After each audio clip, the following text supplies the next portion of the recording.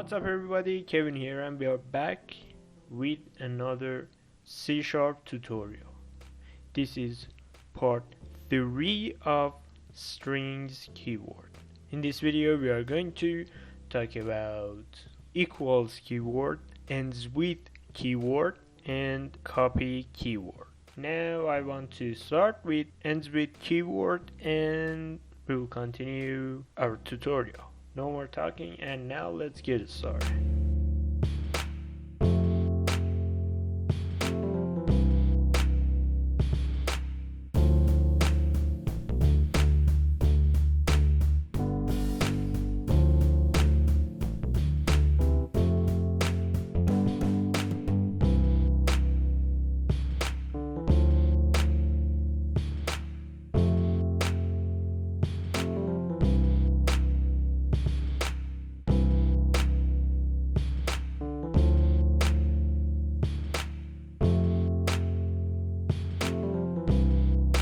Okay, now guys, ends with keyword, as you can see, it checks what string is at the end of our string. In this case, we are checking if there is n at the end of our string or not.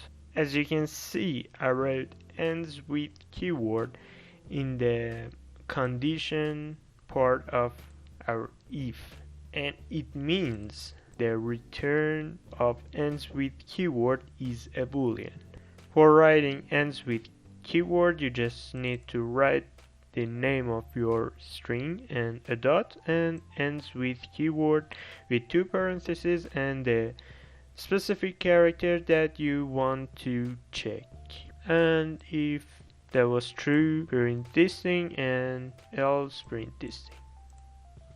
This is nothing special about ends with keyword. The next is equals keyword. Let's write that too.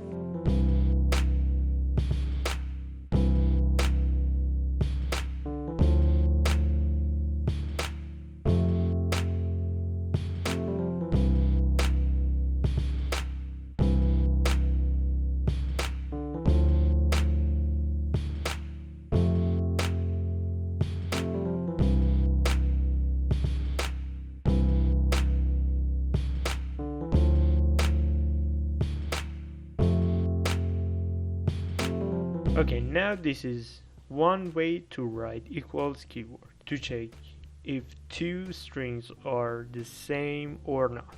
In this example, I wrote 2 strings, 2 exactly the same string with 2 different names. The first one is str1, which is Kevin, and str2, which is also Kevin, with both of them have uppercase K. Just always remember that C# is a case-sensitive programming language. I mean, everywhere you need to be careful about cases. Okay, now in this example, the output of this equals keyword is definitely a boolean, which is obvious. You have to write bool b1, you have to create a variable of a boolean and write string dot equals with 2 parentheses and 2 inputs.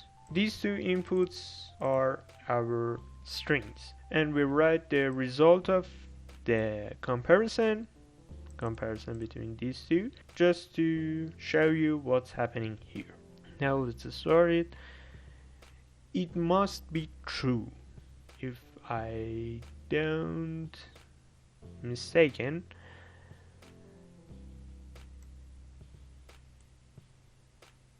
Yeah, it is true. Both these 2 strings are exactly the same.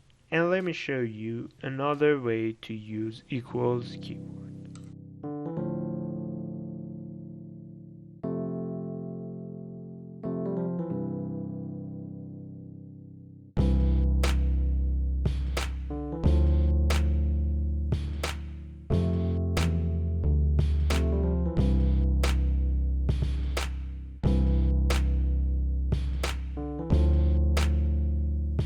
Okay, now I wrote it in another way. I mean, this time our equals keyword just gets one input. and let's see what will happen here. These are the same, which is completely true. They are the same thing. And that's it for equals keyword, and after that we have copy keyword. Now let's look into it.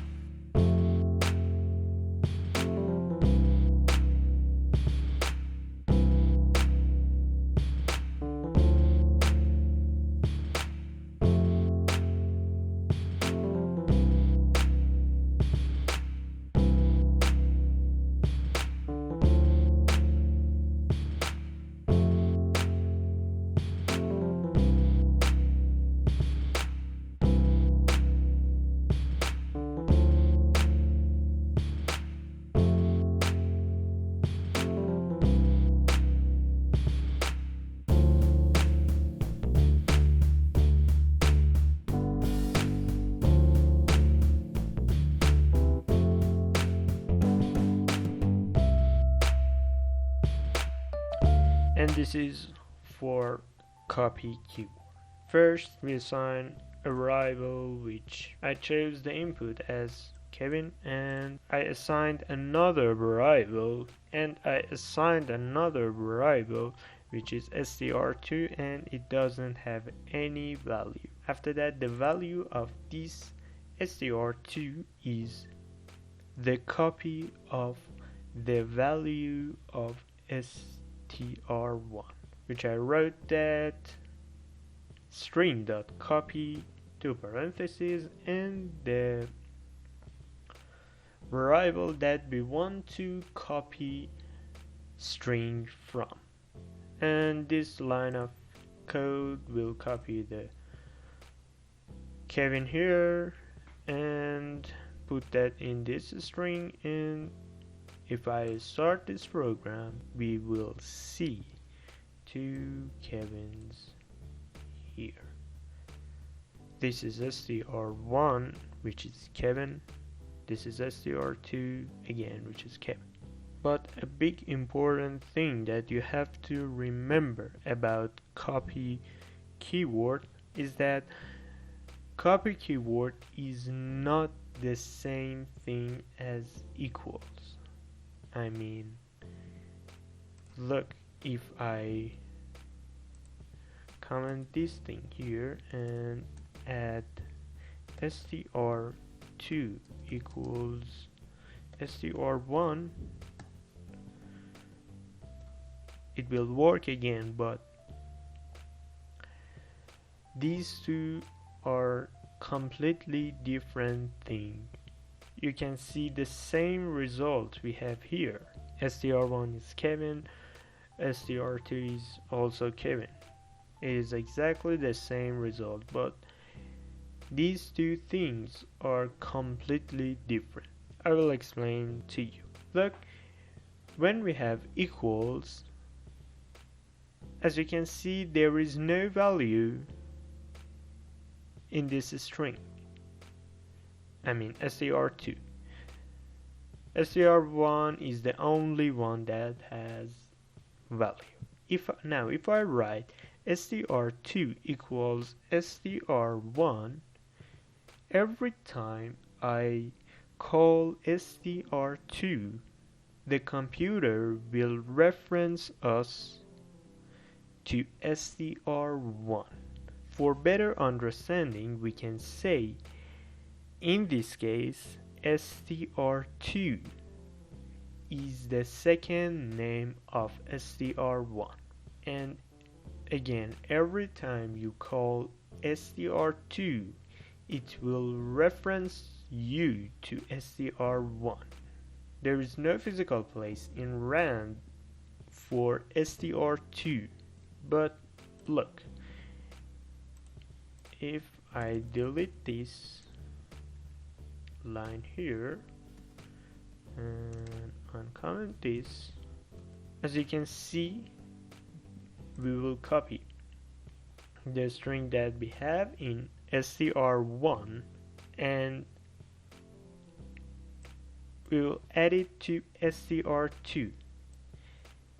That means the computer will create two places for these two strings, str1 and str2. Both of them has two different addresses, and every time I call str2, I will be referenced to exactly the same location as str2, and for str1 is exactly the same.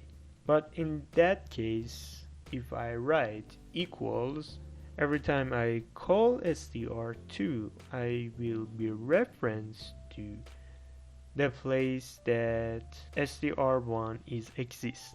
Remember, in this case, the result is exactly the same thing, but both these two are completely different things. And that's it for this video, guys. We have copy to string. I will explain that in another video, in a separate video. Thanks for watching. Hope you found this video helpful and you liked it. If you did, please leave a like, and if you did not, leave a dislike.